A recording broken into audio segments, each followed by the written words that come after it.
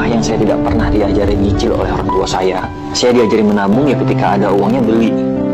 Saya stres menghadapi dua cicilan, yang satu rumah Gria Harmoni ini yang kita beli bersama, dan yang satu lagi saat ini rumah yang lagi direnovasi oleh ibunya Moana. Itu nilainya sangat besar per bulannya, sedangkan penghasilan saya pas-pasan. Saya tidak bisa mengkomunikasikan perasaan tertekan saya karena saya harus mengikuti kemauan istri.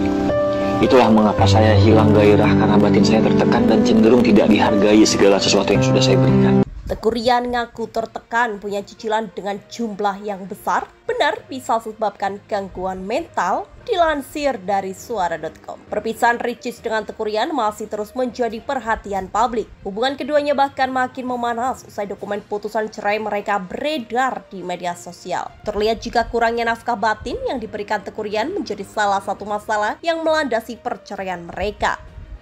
Tak mau tinggal diam, dituduh macam-macam, pria asal Aceh tersebut sempat memberikan klarifikasi di kanal YouTube pribadinya. Disebutkan, jika gairahnya pada sang istri memang perlahan menghilang karena rasa stres dan tertekan yang ia rasakan. Pasalnya, ia harus memikirkan membayar cicilan 2 rumah mewah yang diambil Ria Ricis. Padahal penghasilannya yang pas-pasan. Teuku Ryan sendiri mengaku jika dirinya tak pernah diajarkan untuk berhutang sama orang tuanya. Ia selalu dibiasakan untuk menabung saat akan membeli apapun. Mengenai cicilan rumah yang saya tidak pernah diajari nyicil oleh orang tua saya diajarkan menabung.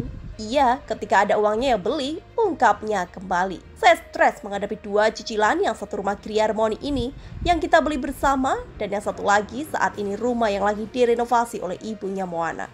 Tambah Teuku Ryan lagi. Menurutnya, nilai per bulan yang harus dibayarkan cukup besar. Mantan pegawai BUMN itu bahkan tidak bisa mengkomunikasikan perasaan tertekannya karena harus mengikuti keinginan sang istri.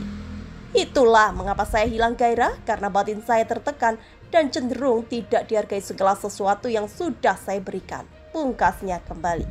Iya, untuk seseorang yang tidak memiliki ketahanan emosi dan mental, memiliki utang yang besar mungkin bisa sampai membuat mereka terpuruk, putus asa, bahkan bisa sampai bunuh diri.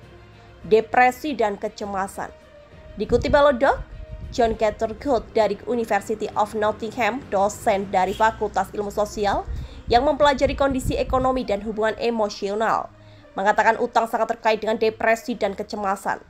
Dalam studi yang dilakukan, Cathergood menemukan bahwa mereka yang berjuang untuk melunasi utang bisa mengalami masalah kesehatan mental, depresi, dan kecemasan yang parah 2 kali lebih besar. Perasaan cemas dapat muncul dengan berbagai pemicu, seperti kekhawatiran terus-menerus tentang utang atau uangnya, mengalami perasaan luar biasa kewalahan tanpa akhir yang terlihat, dan keputusasaan. Jumlah uang atau utang yang tinggi dikaitkan dengan tingkat stres dan depresi yang lebih tinggi.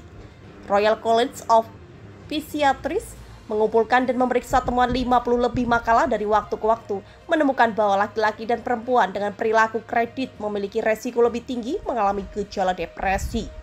Lebih jauh dari itu, stres karena utang tidak hanya berhenti pada si peminjam, melainkan juga kepada orang-orang terdekatnya. Si pelaku peminjaman bisa menjadi sakit hati kepada orang-orang terdekat karena dianggap tidak bisa membantunya. Utang bisa membuat seseorang saling menyalahkan satu sama lain, bahkan bisa sampai merusak kepercayaan dan kualitas hidup seseorang. Ketika sudah dalam tahap yang gawat, maka orang yang mengalami utang akan melakukan penyangkalan dan menganggap utang tersebut tidak ada, yang justru membuat bunga semakin tinggi dan mencekik. Inilah yang bisa memicu gangguan emosi dan mental lebih dalam lagi kepada yang bersangkutan.